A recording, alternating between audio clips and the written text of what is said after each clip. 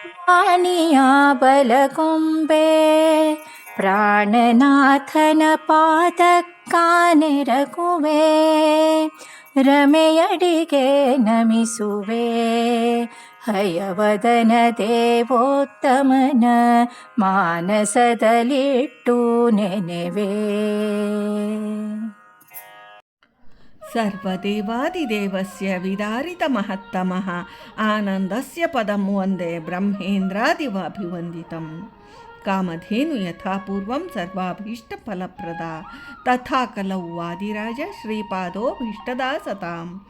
ವಾಣಿಯ ಬಲಗೊಂಬೆ ಪ್ರಾಣನಾಥನ ಪಾದ ಎಂಬ ಪದ್ಯದಿಂದ ವಾದಿರಾಜರು ತಾರತಮ್ಯದಿಂದ ನಮಿಸುವುದಾದರೆ, ಶೇಷನ ನಮನದ ಅನಂತರ ಸರಸ್ವತಿಯನ್ನು ನಮಿಸುತ್ತೇವೆ ಅನ್ನಬೇಕು. ಬಳಿಕ ನರೋತ್ತಮನಾದ ಪ್ರಾಣನಾಥನ ಪಾದಕ್ಕೆ ನಾನೆರಗುವೆ, ಬಳಿಕ ದೇವೀಂ ಎಂದು ಹೇಳಿದ ರಮೆಯ ಪಾದಕ್ಕೆ ನಾನು ನಮಿಸುವೆ.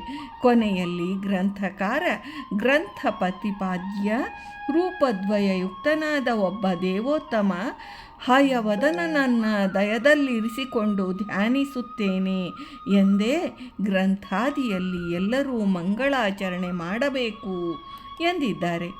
ಅರ್ಥ: ವಾಣಿಯ, ಸರಸ್ವತಿಯ, ಭಾರತೀಯ ಬಲಗೊಂಬೆ ಆಶ್ರಯ ಬಲವನ್ನು ಪ್ರಾರ್ಥಿಸುತ್ತೇನೆ.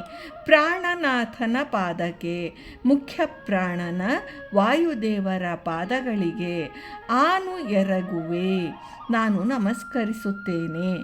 ರಮೆಯಡಿಗೆ, ಲಕ್ಷ್ಮೀದೇವಿಯ ಪಾದಗಳಿಗೆ ನಮಿಸುವೆ, ಭಕ್ತಿಯಿಂದ ನಮಸ್ಕರಿಸುತ್ತೇನೆ.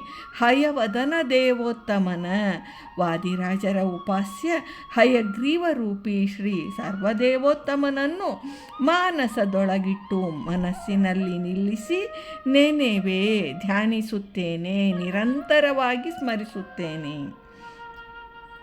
ವಿಶೇಷಾಂಶ ಎಂದರೆ, ನರನು ಶೇಷದೇವನೇ ಆದರೂ ನಾರಾಯಣನ ಹಾಗೂ ವಾಯುದೇವನ ಅಂಶಗಳಿಂದ ಯುಕ್ತನಾದವನು. ಅರ್ಜುನನು ಇಂದ್ರಾಂಶನಾದರೂ ನರಾವೇಶವುಳ್ಳವನು ಎಂದರೆ, ನಾರಾಯಣ ವಾಯು ಶೇಷಾಂಶಗಳಿಂದ ಯುಕ್ತನಾದವನು. ಬಲರಾಮ ಲಕ್ಷ್ಮಣರು ಶೇಷಾಂಶರಾದರೂ ನಾರಾಯಣ ಮತ್ತು ವಾಯುವಂಶಗಳಿಂದ ಯುಕ್ತರಾದವರು. ವಿಷ್ಣುರ್ವಾಯೋರಸಂತಸ್ಯ ತ್ರಿಭಿರಂ ಶೈನರ್ ಸ್ಮೃತಃ ಸೈಂದ್ರೈಶ್ಚ್ಯುತೈರ್ಭಿ ಪಾರ್ಥಸ್ತು ದ್ವಾಭ್ಯಾಂತು ಬಲಲಕ್ಷಣೆ ಇತ್ಯಂಶ ವಿವೇಕೆ. ಈ ಏಕಾದಶ ಸ್ಕಂದ ತಾತ್ಪರ್ಯ ವಾಕ್ಯವು ಈ ಉಕ್ತ ಪ್ರಮೇಯವನ್ನು ಸಮರ್ಥಿಸುತ್ತದೆ.